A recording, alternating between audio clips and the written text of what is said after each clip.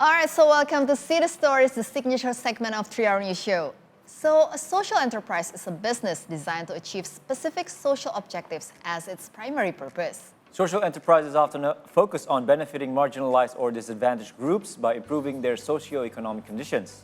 Speaking of social enterprises, let's see a young talented figure named Tamara Gondo Soerijo who focuses on developing her circular economy business. Tamara Gondo Soerijo is the founder of the Liberty Society. She is passionate about public and community development as well as financial inclusion. Her social enterprise produces B2B merchandise and hampers that empower marginalized women and communities. She has also been included in the year's Forbes 30 Under 30 Asia list and was named Miss Jawa Timur in 2019. She was also the third runner-up of the Miss Indonesia pageant in 2019. So let's find out more about her work in Liberty Society. So thank you so much, Tamara, for coming to our studio. It's so good to see you again. Welcome. I know. Yeah, and can you tell us more about Liberty Society and how do you solve the problem in Indonesia with your organization? Sure. So our mission really can be summed up in upskilling and upcycling. We help corporations and brands to reduce their waste and make it more circular, while at the same time empowering women. What I saw in Indonesia, with a lot of my generation, Generation Z, wanting for a more sustainable product, we help these corporations to do three things differently. Procuring greener, shopping differently, doing green campaigns, and a more meaningful way of storytelling. And third is doing CSR differently and more sustainably. I think a lot of projects out there are very much one-off, community development project that does not contribute to a lot of impact. So we're trying to contribute both to the people and the planet at the same time. I see. Really? I like that. The people to the people and the planet. Yes, people and the planet. Now, before we move on to the next one, we just wonder if you could just tell us also a little bit more about your organization. I think, again, this is something that's really good. You're empowering women and, of course, trying to include everyone. But before, maybe you can just tell us a little bit behind the backstory about the organization that you created. Yeah, in Indonesia, there's two big problems that I saw. First is in the women's side. 1 out of 3 women in Southeast Asia, including Indonesia, face some type of gender discrimination. Yeah. Even though that they have a lot of power when they have economic empowerment power. Secondly is out of the 70% of what's actually thrown out into the trash bin and the waste landfill could actually be of value. Indonesia is the second largest country in Southeast Asia to produce plastic that is ending up in the ocean.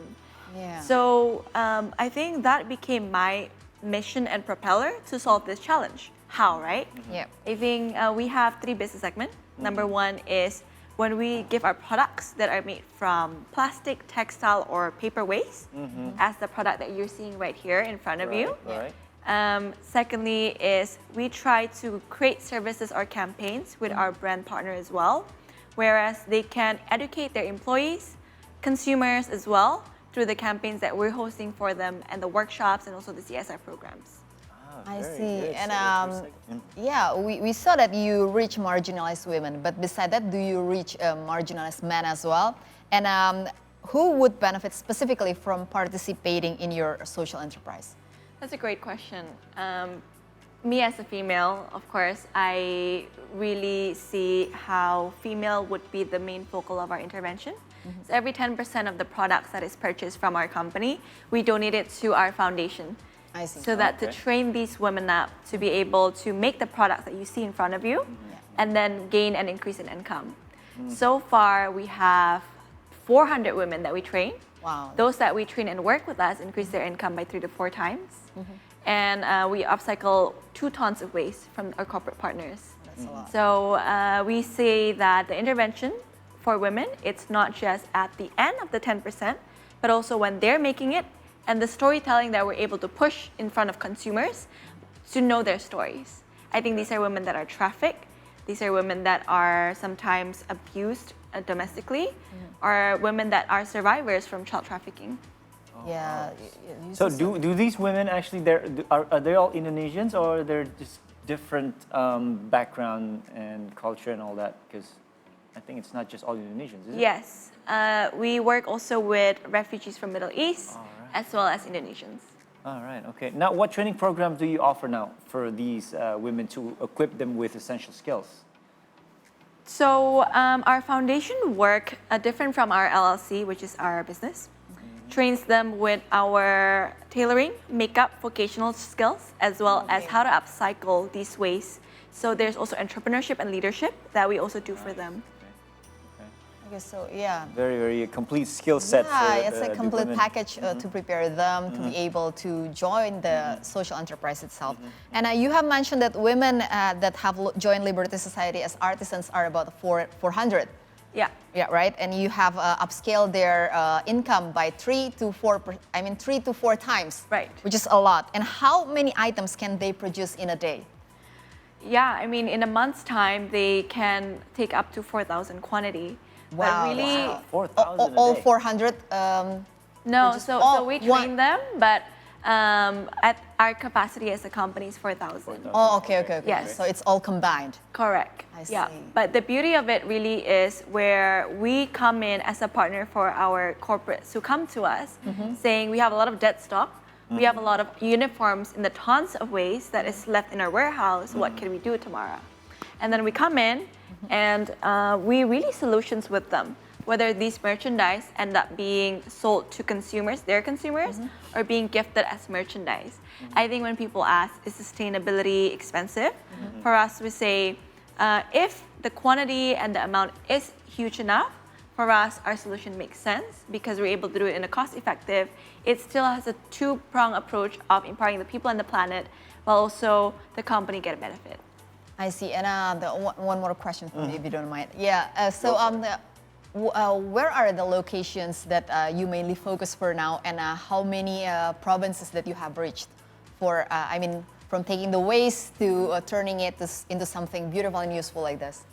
Yeah, our operation in Jakarta, we have 3 centers, one manufacturing, one upcycling, one is our main office. Our reach at the moment is we do export to clients in Singapore and the US and Australia Oh, so and you have globally. expanded abroad even. We have, but our base is still very much strongly centered in Jakarta because that's where we want to really push for the waste upcycling ecosystem.